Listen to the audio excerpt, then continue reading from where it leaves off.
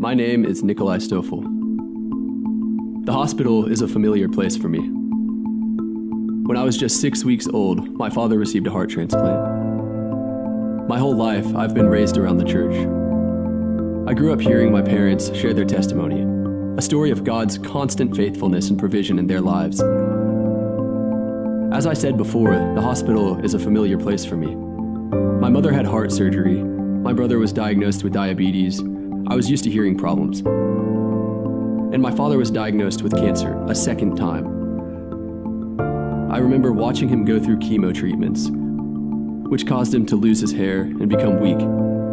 In the midst of such a dark time, I remember my dad being the brightest person I knew. He was always filled with joy, and I know that joy was the joy of the Lord. Yet still, I knew he faced a challenging road ahead. I remember getting the call to rush to pick up my younger brother and go to the hospital. When I arrived, I ran to my mom and I could tell it was bad. Minutes later, I could see the doctors operating on my dad. He was in bad shape and wasn't able to breathe.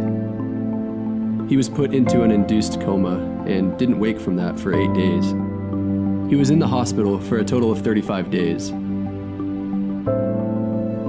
My amazing father was with us for another year, only to get sick again. He was a fighter, a brave, incredible man. Anyone that could meet him could see that in him. Yet it was in these difficult moments that I was filled with love, with joy, and with peace. It was all because of Jesus. It was Jesus that helped my family. It was Jesus that helped my amazing father. It was Jesus who brought my father joy through suffering.